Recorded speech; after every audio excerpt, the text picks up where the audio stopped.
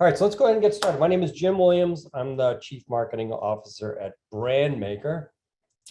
Permit me to just quick overview Brandmaker. If you are unfamiliar with it, Brandmaker is a company in the marketing operations software, marketing resource management software space. We help marketers focus on plans, performance, and productivity across a range of solutions, which include not only Brandmaker Legacy, but you might be familiar with some of our sub-brands, Allocadia and Marketing Finance and Budgeting, and Hive9 Performance Management and Planning. So if you are customers of those solutions, use those solutions, welcome, you're in the right place.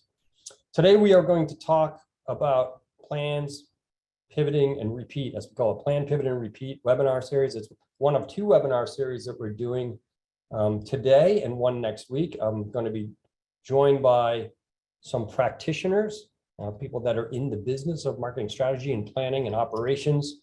We have done a number of webinars over the last few months with the experts, if you will. We've had Forrester join us on a couple of occasions and talk about methodologies and frameworks for planning.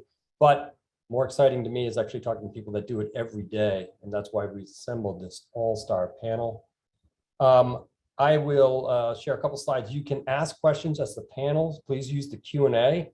And if we have time and they're on point or whatever, we'll ask those questions as we go through the discussion. Otherwise, we can ask them at the end of the discussion. And of course, we will share a recording of today's event. So you can share that with all of your friends, colleagues, family, loved ones, whoever it might be. So with that, let me share my screen here. Also, always the most dangerous part of the whole thing, PowerPoint. So with that, let me go ahead and introduce the panelists. I'm going to ask Agneta Gulati, Ron Myers, and Thomas Gunter to give me a quick introduction. Talk maybe a little bit about what your role is at your organization, maybe some of the characteristics of your organization, size, etc. And then we'll go ahead and jump right into it. So I'll start with you, Agneta Gulati. Thanks for joining. But thanks for the intro. I'm excited to be here. So my name is Agneta Gulati. I work for Visa on the B2B side of Visa. And my charter is Global Marketing Operations and Strategy. And I support budget planning, marketing operations roles, planning for fiscal year, reporting, analytics, database management, the slew of things that go into strategy and operations. And I'm super excited to be here. We're a great partner with Brandmaker. Excited to share all the learnings with my co-presenters and with the great team that you have, Jim. Thank you for joining, Agneta. Ron? Hey, Jim, thanks for having me here. I'm Ron Myers. I am with NSF International. I run the performance marketing and operations team. It's a functional marketing team. We are responsible for the planning process as well as the management of metrics, campaign operations, so a big wide variety of functions, and we work very closely with Brandmaker to actually pull that together and have one big picture that we take. So I'm excited to talk about this topic today. That's great. And Ron, just pause for a second on you. I think most people are familiar with Visa and Cisco, but maybe NSF, quick overview. What is NSF's role? Sure. So NSF International is actually a public health company. We've been in existence for 75 years. So we do certifications, consulting. We actually drive standards across several industries. So medical devices, water, so a wide array of different certifications. But our mission is to improve public health globally. And we've actually been at that mission for 75 years. And it's actually an organization that has global connections, about 3,000 people worldwide. But we take place in everything from certification of, for example, glass vials when it comes to different medical devices. So, MRI machines, but also water, making sure water is safe, food certification and testing. So wide variety of things, about 1,100 different services that we offer across the industry. That's great. Great. Thank you for the overview. I appreciate it. And it sounds like a great mission for an organization. It's awesome to be part of that mission. Thomas, last but certainly not least, tell us a little bit about your role at Cisco. Thank you, Jim. So I'm Thomas Gunter. I lead our growth marketing, planning, and operations team. Our focus is around aligning strategy investment through a defined planning process for fiscal year planning, in first half, second half planning in support of the Cisco brand itself.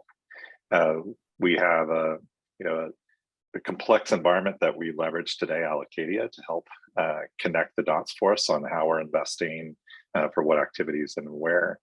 And looking forward to this conversation. Glad to be a part of it today, hoping to learn something from not just the panelists, but also the participants today. Thank you, Jim. That's great.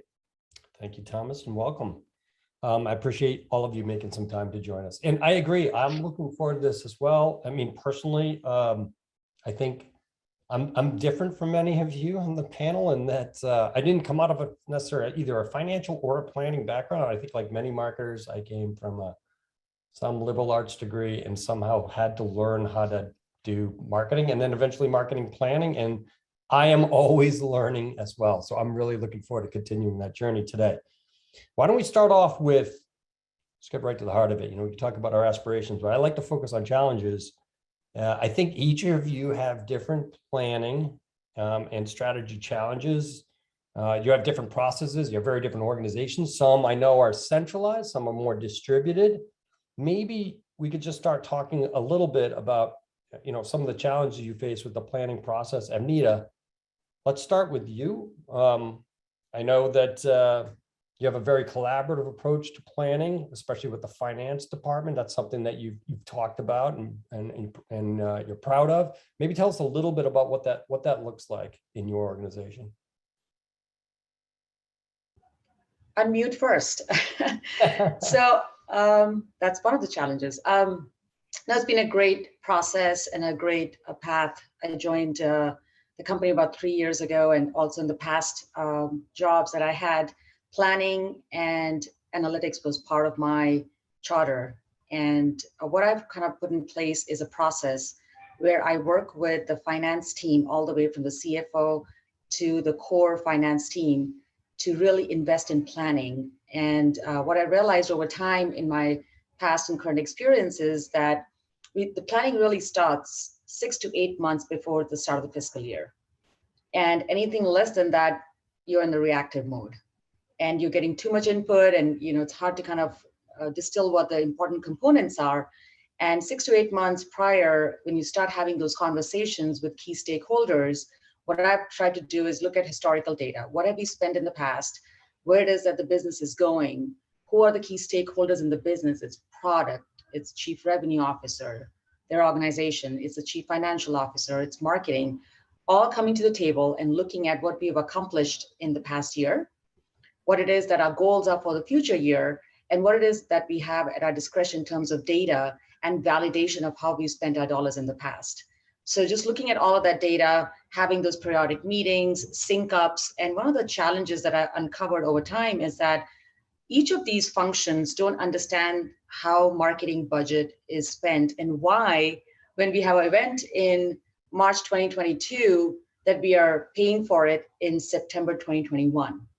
So that education of how we spend dollars for SEM, when do we bid for words, how dynamic the spend is, how do we spend for events, how do we spend for content, how further along we are in the process, and how far behind we have to go in terms of our investments. That bridge was the one that I really focused on.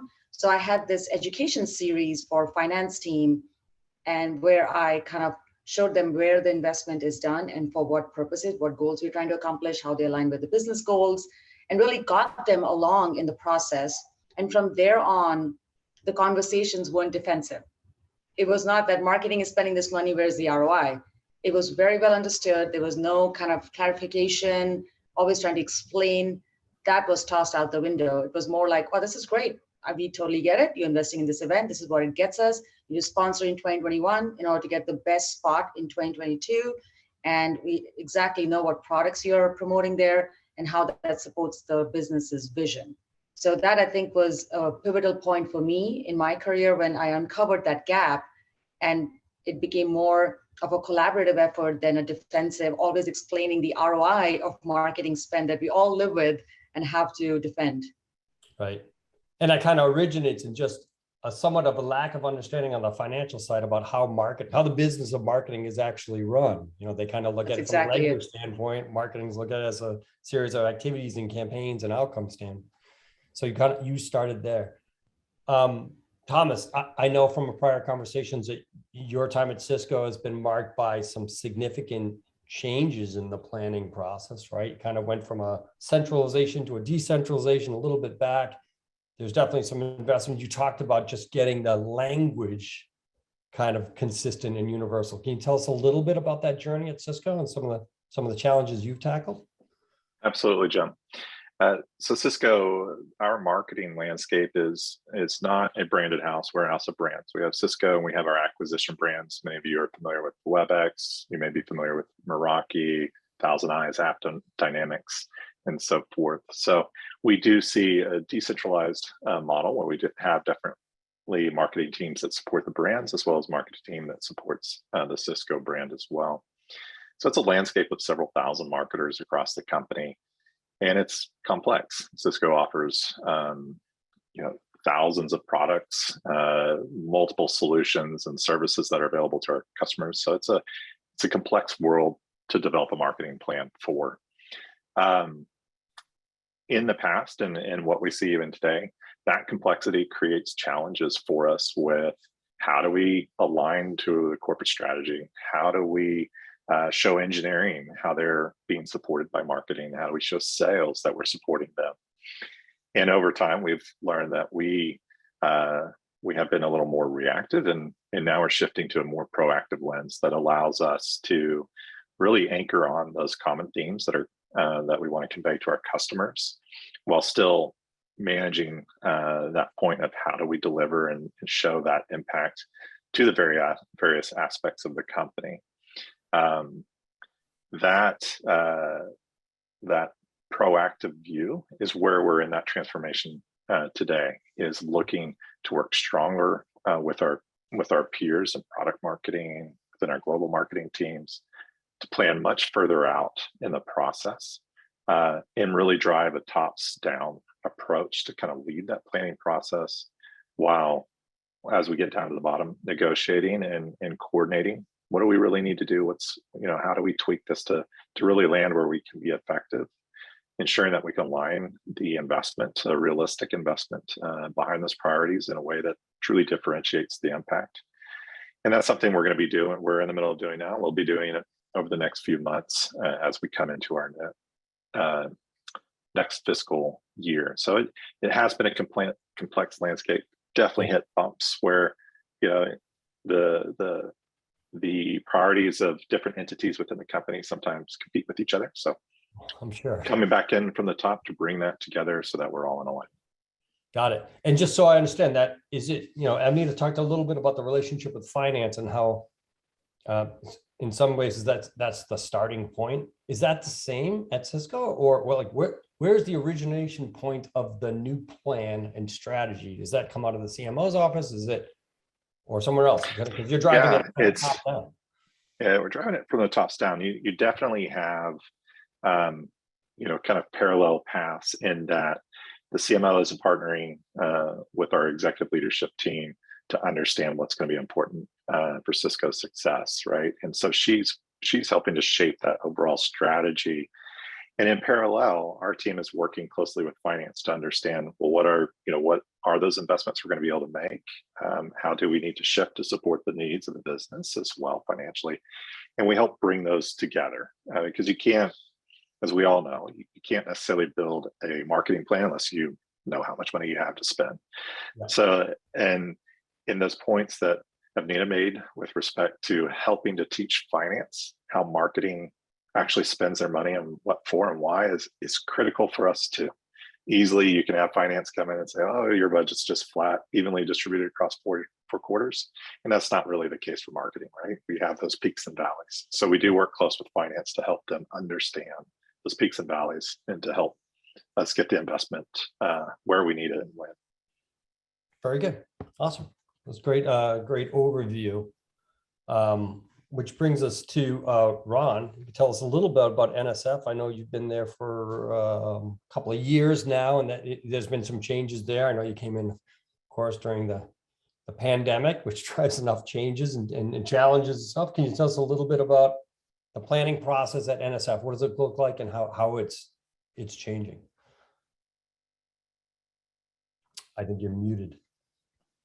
That's my famous thing. I do that every single meeting. Yeah, So, sure. I wanted to stick to the norm, but I've actually been there for about 18 months. And I can tell you that our planning process is really driven top down, just like Thomas was saying, right? But to a large degree, one of the things we had to do, because we had gone through an organizational transformation where there were a lot more cross-functional teams. And it was not something, a company with 75 years of history that had been in the science and the education field is very different. And part of what the senior leadership was doing was reforming the way we were engaged. So that top-down strategic planning really had kind of forced marketing to start to think about the way it planned. In the past, it was very much kind of from the back end, we get a number and build a marketing plan for that number. But it really started to go back to strategic alignment and prioritization. A lot of the marketing planning we do is harmonization. So that harmonization starts at that top level and works its way all the way through the system. And there are checkpoints along the way. One of the things we did was started to drive a different kind of accountability for marketing. And I think both Thomas and Nita said it, and I'll double down on it. We want marketing to be viewed as an investment, not as an expense. Because if you're viewed as an expense, the only thing you ever do is cut expenses. But when you have investment and you can show that you're actually bringing business value through that investment, then it's not a problem asking for additional funds because you can show incremental growth. One of our aspirations is to ultimately have a revenue target attributable to marketing, and that is part of our planning, and that is part of what we commit to as an organization. So over the course of time, last year we did a great job in terms of planning and developing those plans and communicating them. But as we started to go along and started to use the metrics and the other things we put in place, we're really getting to a point where it's becoming an imperative business function and not just a marketing function. So it's a larger conversation than just marketing. We've got the businesses and finance and all the other folks involved. So it's a really good evolution to see. Got it. Excellent. So it sounds to me like you're kind of top down. Thomas is talking about top down.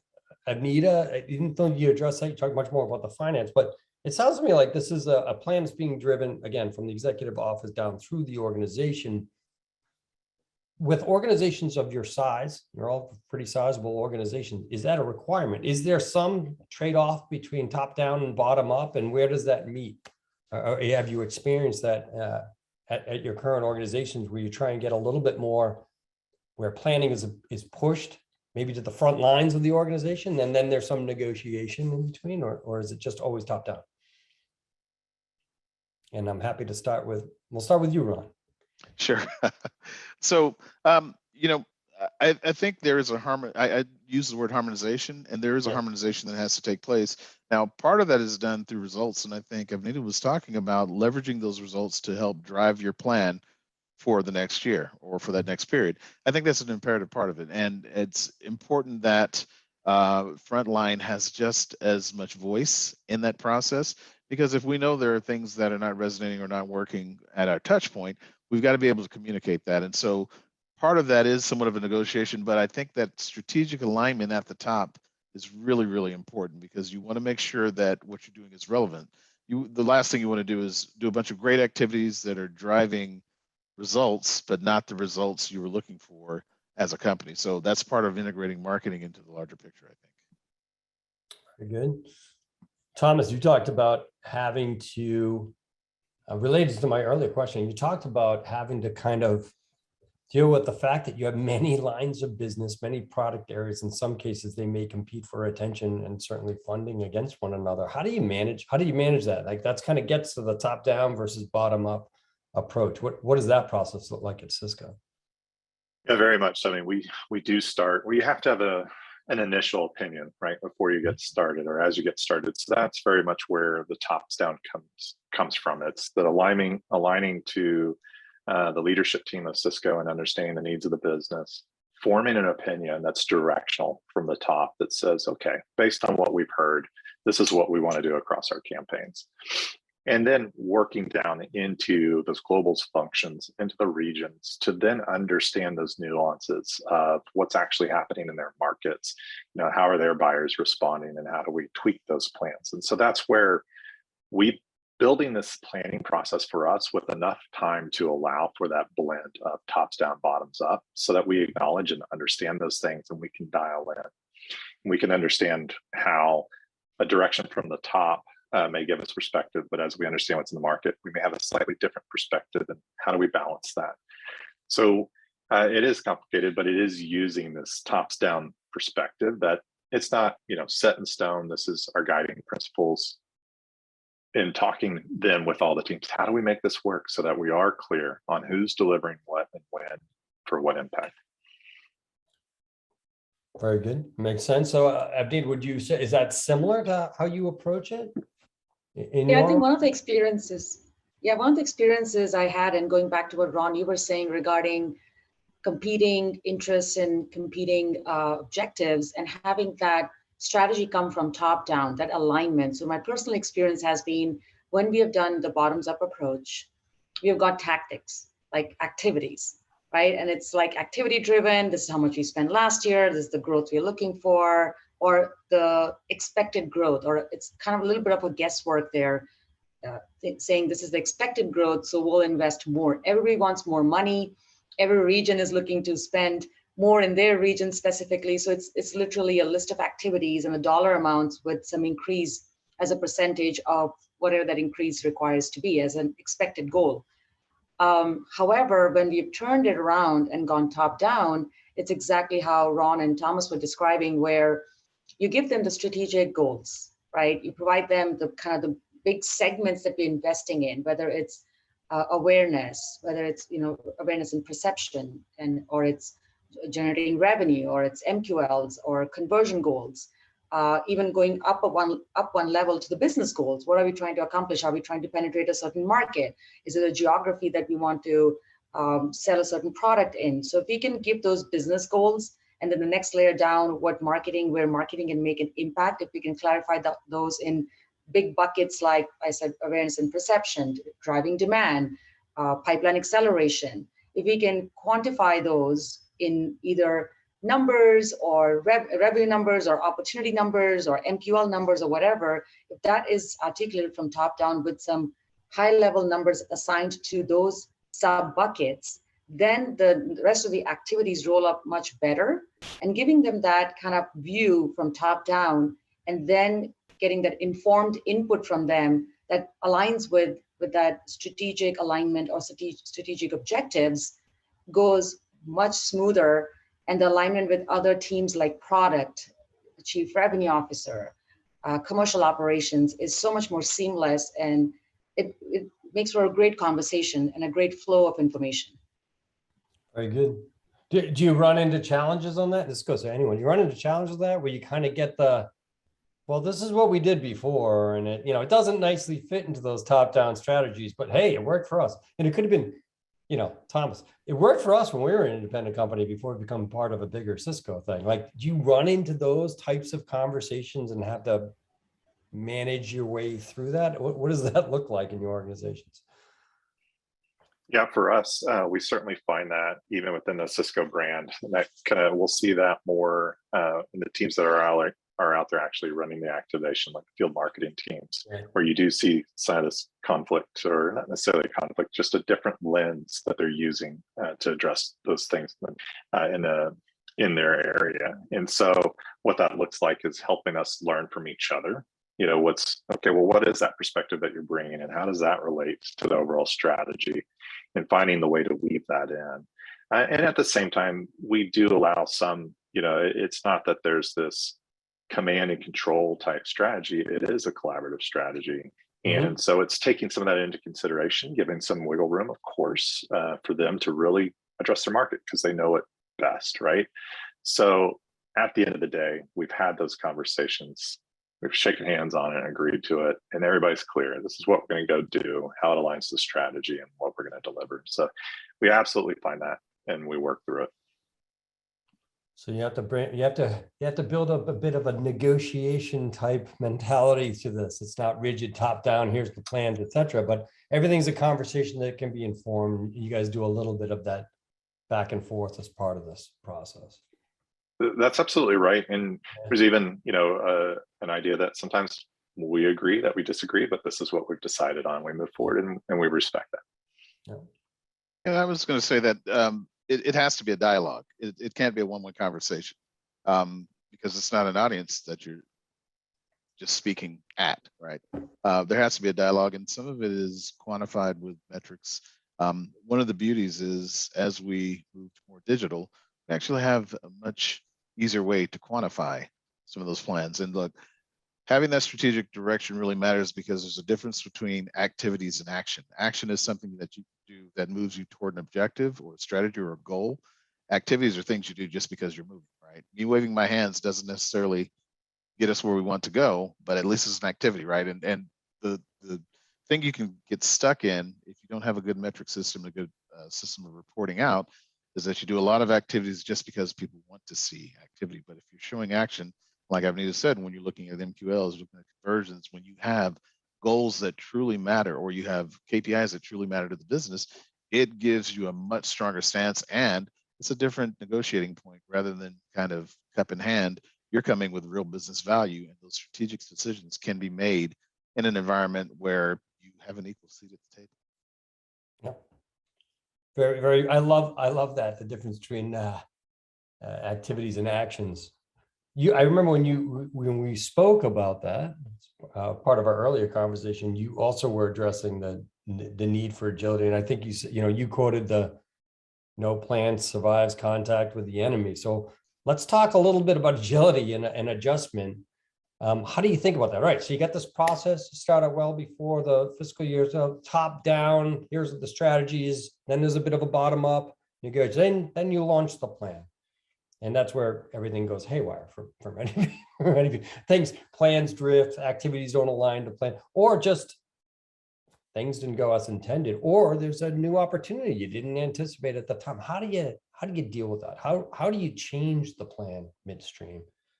And maybe Avnita, start with you. What does that look like?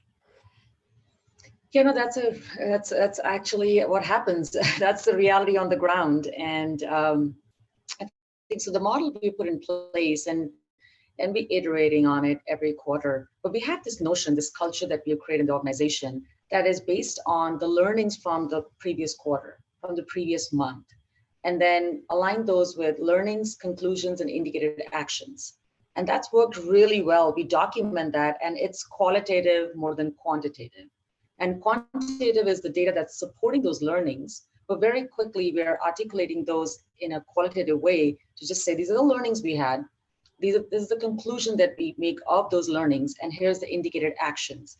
We do pull analytics in informing those discussions, but the indicated actions are really the root of it, because that's what we will change going forward. It's shopped around across the top management, across all the people that are executing on those indicated actions, and we have buy-in and sign off that this is what we're going to change next quarter. And this is the kind of investment either we'll take from one, give to the other, or invest further into it. Because if you're trying to get into a certain market and it's a growth opportunity that we haven't invested in, but we found out that to be the case in our learnings, that investment is critical, then that's the path we're going to take. It's a new investment, and we can't take money from here and invest there. It's new money that we need.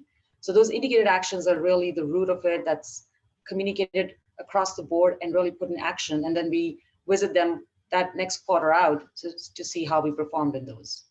That's great. So it comes down to a quarterly business review process, right? Where you actually, here are the candidates for change based on assumptions we're making and data that we've collected.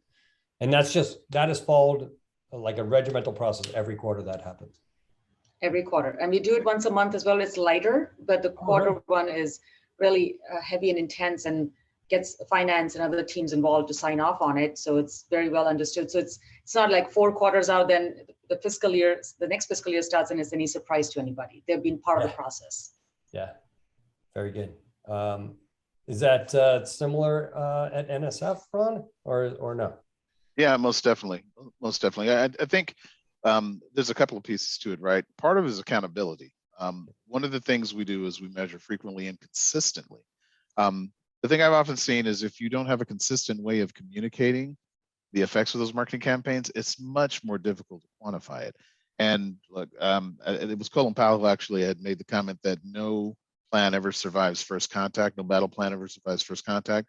I say no marketing plan ever survives first activity, right? And just think about the pandemic and what we went through recently. We all had events planned. That was a key part of what everyone did. That's where we had a lot of contacts. It was a big event that, you know, whether it was something like CES or any major event, GFSI, that was a key part of our plan. And we had to shift and pivot, and we had to shift and pivot in a way that really quantified and tried to take advantage. I mean, the fact that we do these things virtual now and we actually do them effectively is a net positive effect, but it's also much more measurable when we're doing these digital events. So there are advantages in it, but you have to be able to shift and move, because if you are too dogmatic in your approach, you're going to get left behind. And that's just the reality. So whether it's a pandemic or whether a major shift has happened in your industry, you have to be prepared and you have to have the flexibility to move with it. Otherwise, you lose footing and you're going to waste time, money, resources, and effort.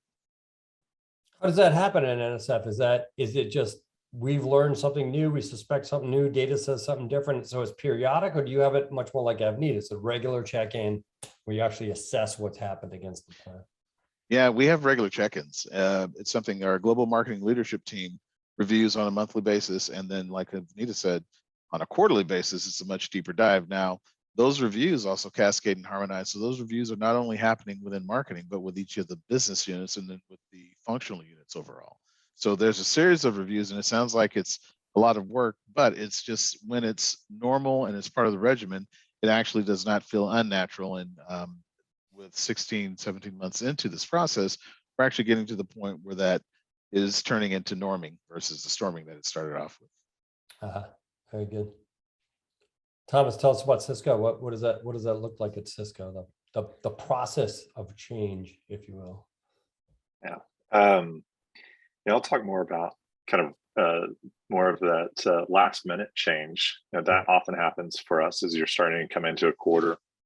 Maybe something's changed, a shift in the market or a shift in what we want to really highlight the next month.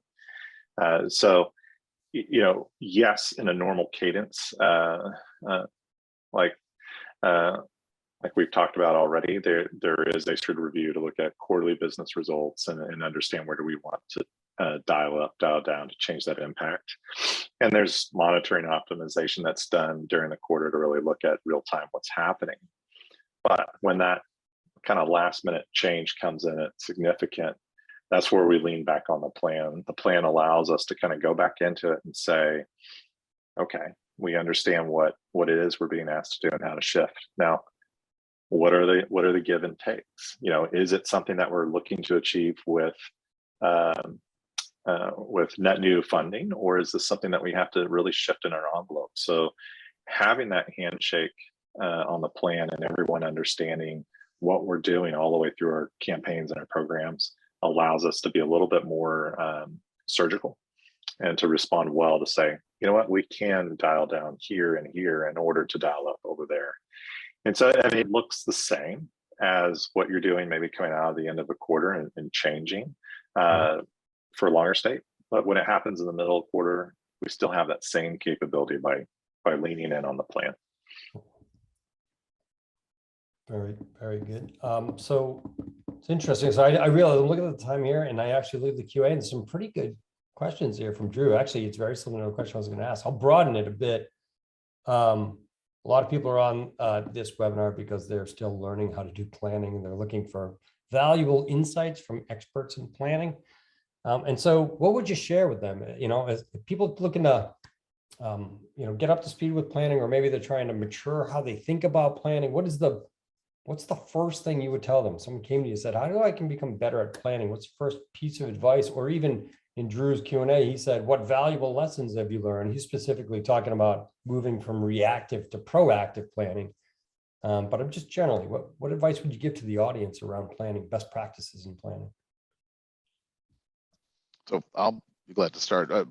I would say that you have to put a stake in the ground, and you have to be clear on what the objective of the planning session is.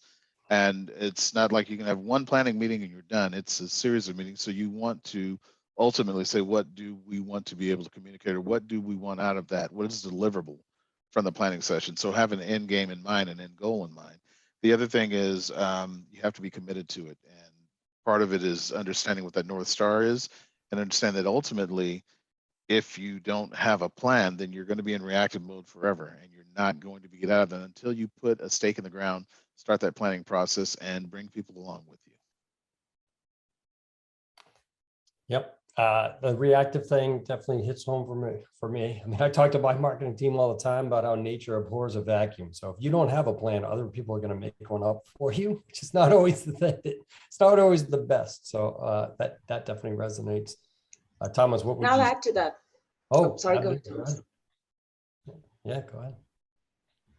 Okay, so I was going to say that, I walked into a couple of times in a situation where it's expense management. We are constantly having to do the POs, and to address Drew's question, if this is the scenario he's in, it's expense management, POs, SOWs, and we're chasing those down. So I think what it comes down to is just owning it, just kind of turning it on its head and saying, we own this planning process. Marketing has a point of view there. It's not going to come from finance to us. It's going to come from us to the rest of the organization, and we're going to drive alignment, because finance would be looking for, like you said, the ledger, the line items, the expense, and we are always chasing POs and SOWs. So change that conversation, own it, and have a consistent process. Describe the process, describe that North Star that Ron was talking about, document that, communicate that, and really own it. When you go to that meeting, you are the one leading those discussions. And honestly, if you don't own it, everybody owns it for you, like you said, and then they are telling you what to do. So as long as you own it, then it becomes yours. Thomas, you agree with that? Or would you add, how would you add to that? Yeah, I definitely agree with that. I would add in the process itself of building up this plan, and how do you get to a final plan? It's being really clear on what is the process. How do we make sure we're getting the inputs in? Who has decision rights? So what are the roles on the field, as we'll say? Who gets to decide, and when in the process do we do that? So I would add to that, having that clear line of roles and responsibilities, as well as what are all the steps in that process, is absolutely critical. Because it then, to your earlier question, when you got that reactive moment, you just go back to step one and you work yourself through that same process in a faster pace to ensure that you've really thought through everything before you make that final change. And I know you've talked about, and from our conversations, you talked about the power of an agreed upon taxonomy, if you will, like almost having an agreed upon language when you talk about plans, whether that's, plans, campaigns, programs, activities, or whatever the way you organize, is how important is that? And has anyone here on this panel run into challenges where people are talking, different languages, and that creates a barrier to effectively carrying out the plan? Yeah, I'll start with that, since that came out of our dialogue. At Cisco, we love to make up our own terms, right? So, and I'm sure many of us on this, attending this, have that same issue. So one of the things we're focused on in this next fiscal is kind of resetting and coming back to that common language. Is a program part of a campaign, or is a campaign part of a program? It's really setting a position on those types of things. Are we calling it a campaign, or are we calling it some other, buyer journey or something different? What is it? So it has been important for us to come back to a normal taxonomy, that when we are talking to different marketing teams, that we have a common language we can use, Rosetta Stone, basically, to help us figure out what is it we're talking about? What do we mean when we see those things? So we think that's absolutely critical, and something we're emphasizing in this planning cycle. So it's just like having, it's kind of bookended, right? Have a taxonomy and a language to describe the plan itself and its components. Just as important is to have a common taxonomy on measurements. Like, what are you measuring? What are the outcomes, et cetera? Like, I feel like certainly on the B2B side, the last 10 years is about everyone's starting to use the same language to talk about what you're measuring to come out of it. But on the planning side, that is certainly not the case. It seems to be all over the place. Every company I've been to has different names for the various components of the plan. Right. You know, Jim, one of the things I'm sorry, I was going to say one of the things I would throw in on that is that having a marketing operating system, having a common way that we use that system is really imperative, because if everyone is on different systems, that's going to drive a whole different level of taxonomy. And I've seen people use campaign in so many different ways that it's sometimes shocking. So having that common way that we refer to campaign and defining it was actually part of what we had to do as we started to define that planning process. And you have to document it. You have to have a plan of record. Otherwise, it'll come in. And as new people come in and out and different influences come in and out, you have to have that common ground. So having a marketing operating system that we work from allows us to at least discuss it. And even sometimes, like Thomas said, we may agree to disagree, but this is the term we're going to use. And ultimately, there has to be a decision maker. And in most cases, that's going to be marketing operations, because we own the planning process. But it is important to make sure you've negotiated that through so that you have the stake in the ground. That makes total sense. And it kind of highlights the last question I was going to end with. And then I think we can go to Q&A, because it's been a good conversation. But what is the system for communicating the plan, for revisiting the plan? Like, there is a system and a taxonomy. Everyone understands that. And there's measurements and systems for doing that. There's clearly an execution stack. There's a relationship with finance. But at the end of the day, when people want to revisit the plan and actually see how it cascaded from the North Star that we've talked about, where do they go in your organizations? Yeah. Is it PowerPoint? Is it Excel? Is it looking on some drive somewhere, going back through email? Like, what does that look like? Maybe Avneet, I'll start with you. Yeah, I would say we have technology in place to do that. We have the plan very clearly documented in this technology, and then we have it broken down by a scorecard. So there's a scorecard that this is all the planning and the numbers and the decisions are rolling up to. So you can clearly see, and it's like one of those, how you have the top row in Excel, you freeze that, and that's always to stay. And then the numbers or details below that roll up to it. So that scorecard really determines how we are pivoting, what it is, where we are pivoting, and what decisions are driving that pivot. So we have technology for that, and we build a scorecard that all these decisions roll up to. So the scorecard reflects the quarterly reviews that you talked about earlier in our conversation. That's right. Yeah, that's where that gets. It takes the key components of those quarterly reviews and aligns it right back into the top Excel row, so to say, which is what the business objectives are, and the scorecard dictates. Got it. Thomas, how about you and your organization? How do you revisit that and see that picture? Yeah, so it's we rely heavy on kind of change management principles in our communication platforms. So what that looks like is, now the plan is set, now what, right? So it looks like focused deep dive sessions to walk through that plan with our strategy, planning, and ops leads that are throughout marketing and with their leadership teams to help them really understand what is it we're wanting to do, allow them to ask questions. It also looks like all hands sessions with marketing to go at a very high level. This is what our intention is. And it will go so far as, yes, there's a website, internal website with how you can access the plan, but a lot of times we also do required training for the marketing team. They've got to go in and kind of watch the readout on the plans, interact with Q&A and questions and answers, test out, make sure that they understand. And we solicit a lot of feedback in those processes through surveys to understand, is the message landing? Do people get it? What's not clear? We don't necessarily just assume the way that we conveyed it made sense. We make sure we check in, get that feedback, and address that where we see that we still have gaps in communication. So it is all about communication across multiple platforms. Just like any good marketing, you can't get the message out once. It's got over and over and over, over communicate for clarity. Ron, how about you? Yeah, we've got monthly report out and then quarterly, but we also are reviewing our overall strategic objectives with those report outs, right? So it's part of it, and we're checking in. But one of the key takeaways I've taken from what both Avnita and Thomas were saying is that having that high level and being able to kind of look at where you've been on the plan, it's very easy to forget where you started. And if you don't roadmap that, that's an opportunity gap, right?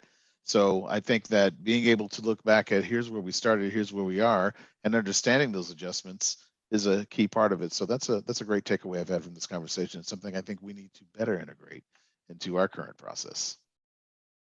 Well, that's good. Then this panel discussion has achieved an objective right there. At least the panel is learning from each other. Like this whole process is just an ongoing learning process, I think. Literally, as I said, planning didn't come naturally to me, and I feel like I'm always learning, and I think my team can attest to that. We just did a planning session offsite I was talking about earlier, and some of it went really well, and some of it could be a lot smoother. So like I said, I'm learning from this process as well. I'm looking at the Q&A here, and I think a couple of them we've already addressed about the lessons you learned from reactive to proactive. There's another one in here. Question about Avnita. Is the technology platform you refer to and the scorecard utilize the same common technology platform for the whole business? Does everyone access the scorecard, or is that just the planning group that's accessing your scorecard? So it's visible to everybody. They can access it, but it is communicated out every quarter. So everybody has visibility into it. Everybody has input into it. So we consolidate in operations. We are consolidating that input. We are aligning it and inputting it into the scorecard, and then communicating out to leadership and to the rest of the team, the marketing team across all functions and geographies. So they have visibility to it. So it's out there for reference. We send reminders as part of our communication protocol to make sure they have their eyes on it. And when we have these quarterly business reviews, it's referenced. So people have it top of mind. They're reminded, if they haven't looked at it, they're reminded of it. So it's part of our DNA. And that's what, communicating it again, and then bringing it as part of our discussions just reinforces that all the way from top down to bottom up, where folks have to be accountable for knowing it, for really internalizing it, and not just looking at it as a number or something that somebody does, but it's more like we all collectively own it and collaborate to put it together. Very good. Very good. Well, with that, I think what I'm going to do, because I saw Stephanie pop on the video very briefly, for those of you who thought that we had a fourth panelist joining us, we don't. Stephanie is actually one of our awesome solution engineers, and I invited her on because we've kind of come to the end. 12:50, as I said, wow, an hour-long panel discussion seems like a long time, but there you go, great conversation. 15 minutes are gone just like that. And I wanted to reserve the last 10 minutes for those of you in the audience that are curious about Brandmaker's role in planning and performance and productivity, what our software does. If you would like to stay on, totally voluntary, you're welcome to stay on for what we call the backstage pass. That's where Stephanie actually can walk through exactly what our software does to help people with the planning process and the financial management process. So if you'd like to stick around and see that, you're curious about Brandmaker and our solutions, and please do that. Before I turn it over to her entirely, I just want to again take a moment to thank you, Thomas, Ron, Avnita. Really appreciate it. I know we're all very busy as marketers. You guys have a lot on your plate. So taking an hour out of your week to help the learning process, help educate our audiences is greatly appreciated. Thank you very much. For those of you who are still on, I know Tao's going to be upset with me because I didn't share this earlier and I was supposed to, but this is the first of 2 conversations with practitioners. We are actually doing another one next week, which is next Tuesday, where I'll be joined by 3 more practitioners. I'm really excited to do that. The same page that you visited to sign up for this, you can see what the agenda is and who the speakers are. If you want to continue to learn on planning, please sign up and join us next week. And that's it. That'll be a wrap for us today. Again, thank you for your contributions. Thank you, audience, for attending. If you'd like to stick around and hear Stephanie walk through a quick overview of our solutions, please do that. Otherwise, have a great day. Thank you, Jim. Hello, everyone. My name is Stephanie Schultes. I'm a senior solutions engineer. I'm with our pre-sales team. Since we have about 8 minutes left, let's dive right in. I'm going to take you through some of the areas of the Hive9 platform, which focuses around planning and a little bit into projecting out the performance and the ROI for the year around your marketing plans. So at a high level, the Hive9 solution, it saves marketers time and improves the business results of their plans because they can stop wasting their time in various spreadsheets and better collaborate around shared goals and spending decisions. So that increased visibility that comes with the Hive9 platform helps to eliminate any duplicative programs, and it aligns all marketing activities to their strategy and top level targets. Now, the importance of planning is governance. Marketing organizations require structure and operating standards in order to perform. Supporting systems must enable the enforcement of those standards and structures. So most marketing functions employ some form of a campaign framework and hierarchy, and that should be clearly evident in their plans, which most enterprises maintain their plans in Hive9, getting them out of Excel. So what I have on my screen, I have a few different views of my marketing plan. I'm going to look at a couple of them, in this case, from a budget and cost point of view. In each of my views, I have a hierarchy in place. My plans are always at the highest level. Expanding that shows my next level down at the campaign level, which I have here representing my 3 markets that I'm targeting. Below that are my marketing programs. Let's expand that out. And then within those programs are the tactics or the activities that marketing is executing and the line items also within each of those tactics. So I can very easily see from my marketing plan how my tactics are consuming budget with my costs from the lowest level rolling on up. Hive9 also supports a custom and unlimited segmentation through attributes at each level of the framework. That advanced segmentation with the hierarchy enables marketers to do a meaningful analysis of their plans and have an excellent conversation with others in the organization, perhaps narrowing in on specific segments that matter to the org. So we do this with filters and with a pivoting feature. I can view from here my planned costs through the lens of any attribute, like persona, like industry, or tactic type or activity type, just to name a few. So if I were to pivot and I want to view this based on vertical, I am now viewing my Meridian and my Zodiac plans, the 2 plans that I have selected in my view, by industry. I could take it a step further if I'd like to filter down to geography, but this helps me to have a conversation. Say if my CEO says that we're doubling down on the financial services sector, then my plan should be able to reflect that accordingly. And I can have any number of unlimited plans with date flexibility from quarters, a year-to-date view, down to specific weeks. So in this case, I'm viewing my plans on a quarterly basis. But if I want to get down to a more granular level, aside from our budget and cost view, we also have a grid view for full Excel-like editing, but I also have a calendar. My hierarchy is maintained, but instead I'm now looking at my tactics that are spread across a calendar, color-coded by the tactic type for the time frame that I've selected.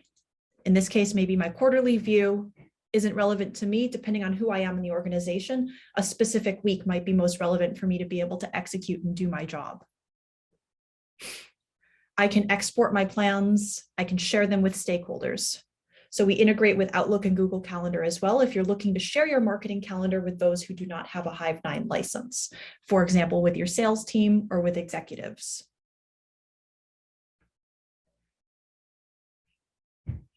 Now, let's take it a step further. I've done my planning. I have my calendar in place. I can see my activities that are in market. I can interact with those. I can make changes on the fly, drag and drop my activities. I can even see, well, this activity costs $77,000, $78,000 of planned costs. If I want to dig in to see how that's being spent across line items, we can do that as well. But once we've done all that, let's think about how we're able to measure the return on investment, predict the results of our plans. That's where we turn to performance management in Hive9. What you don't see on the screen here is that every plan is backed by a revenue model. That revenue model is going to take into consideration your waterfall conversion stages, your rates, your stage velocities, and your average deal size. It can be modeled for different markets and different geographies. So it's putting your plans and the performance in the context of your world. And that model is what allows us to predict the results of the plan for the year. For example, I can view my overall plan to see how I'm tracking against my goals and comparing against my actuals, comparing the revenue based on any number, based on the metrics, and segmented based on however it is that your system would be configured. So if you want to assess the performance by geography, by vertical, you have the data to do so to continue to make an impact on your plan for the year. The power of Hive9 also supports advanced predictive waterfall stage attribution analysis.